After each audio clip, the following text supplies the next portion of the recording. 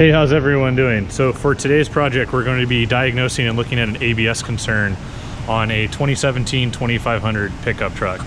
So in our dash, we have both the ABS light and the traction control light on. I have the scan tool hooked up. So we'll go over and look at codes.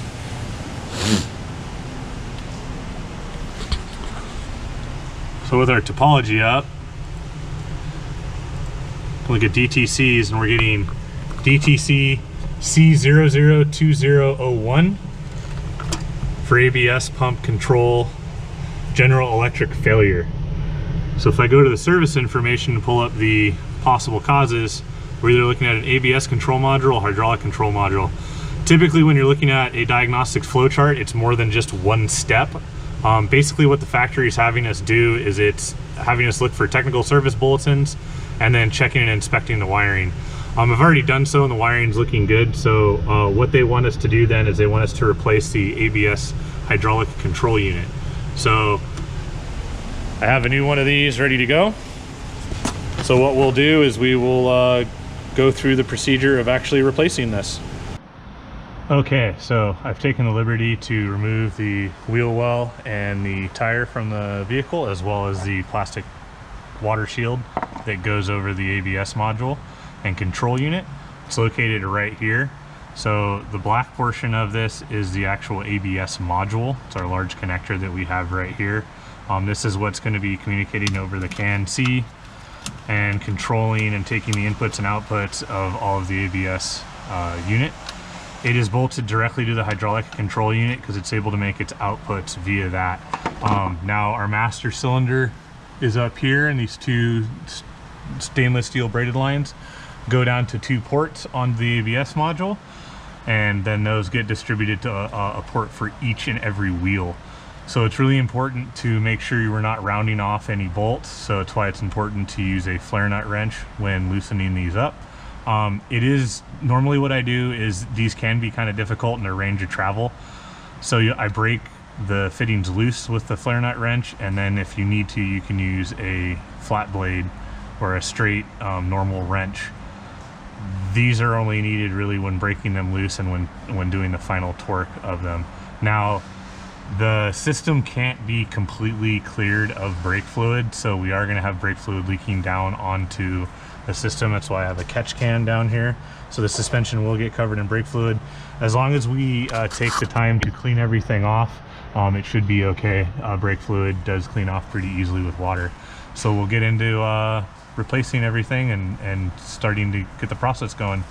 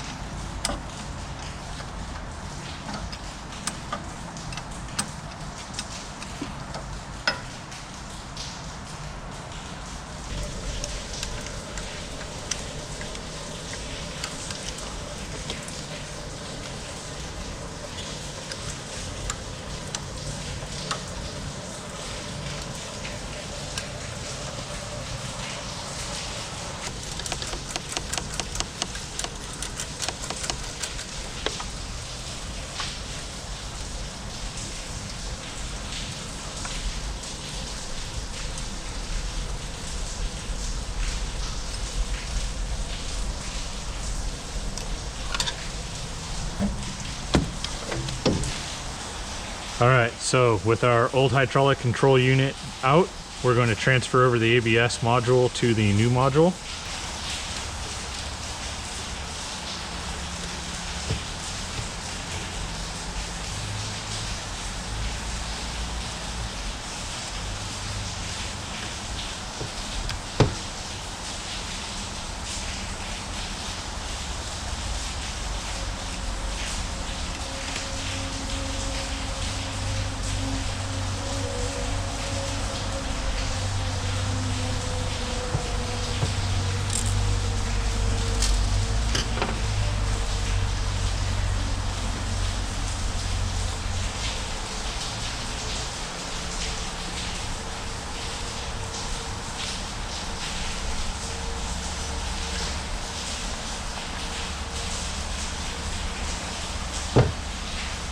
So here is our ABS module with all of its control solenoids.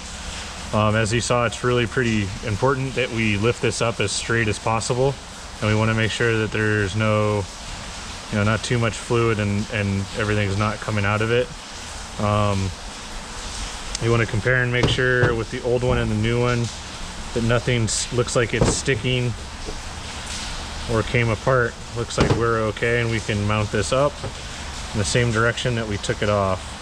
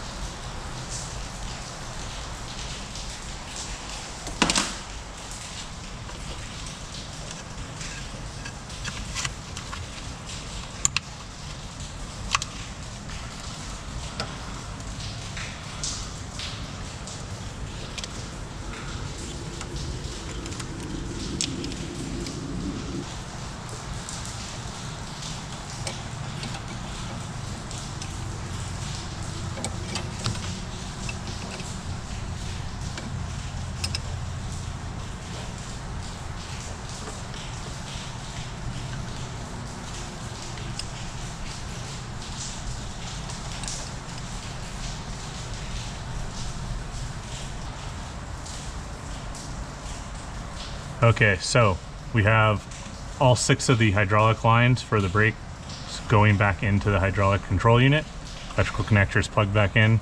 So what we need to do now is fill the brake reservoir up with brake fluid, and we need to go down around to all 4 corners and do a manual brake bleed, just like you'd normally do for any other brake component. So we start from the right rear, right front, left front, go through and bleed all the brakes from there. Then we have to go through and do an ABS control bleed with the scan tool, where it's going to hydraulically activate the control unit to get any air out that's inside of there. So we'll go through and do that. I'm going to leave the water shield off. This way, while I'm bleeding the brakes, I'm able to see if these lines are staying dry and there's no leaks. So the water shield's going to stay off, the inner fender liner is going to stay off, and the tire's going to stay off until we get everything bled and we know we're good to go.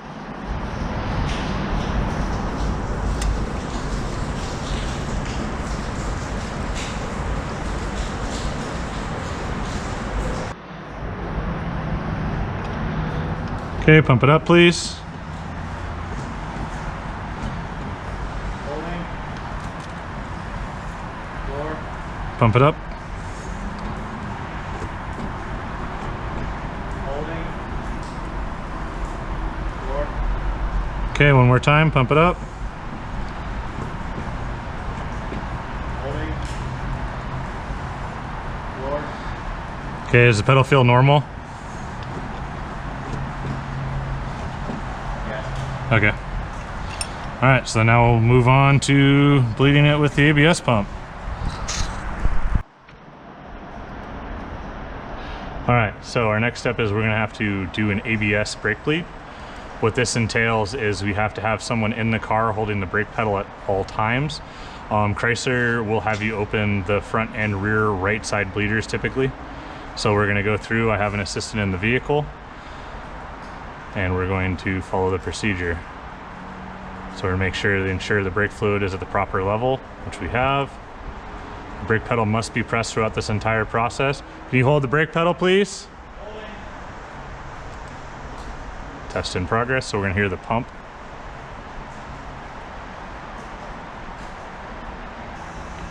Second, you start to hear the pump right now.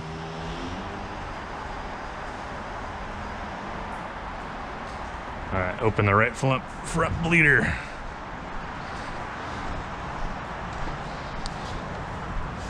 So I'm gonna catch the fluid as it comes out with this tool I've made. Woo.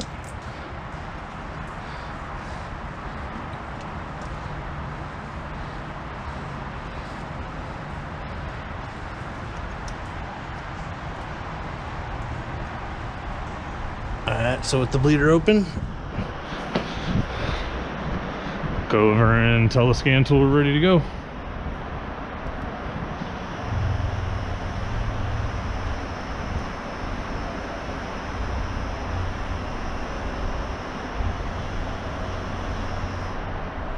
Alright, close the right front.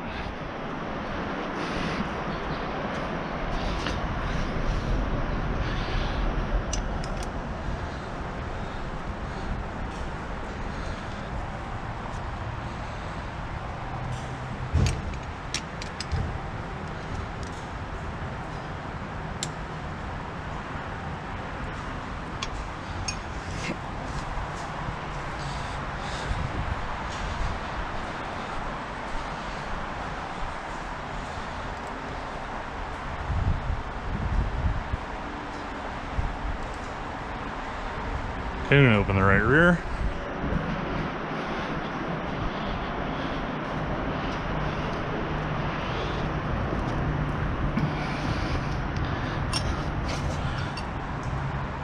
I put this actually on right now so we don't make a giant mess like I did on the front wheel.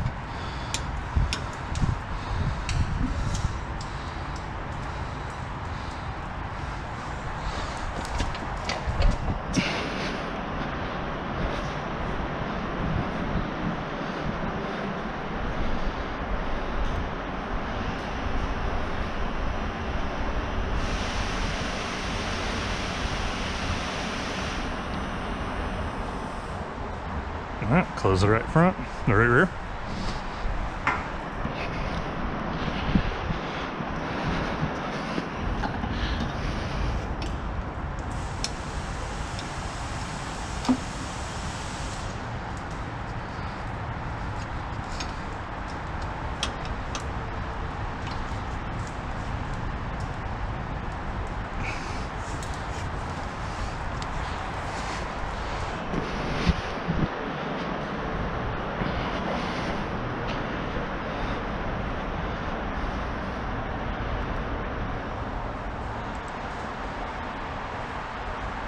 All right, says we're complete, test complete. So now what we'd have to do is clear the codes, which the codes have gone stored, and then go back through. If we need to, we can manually rebleed the brakes again, then test drive the vehicle and verify that the concern is taken care of.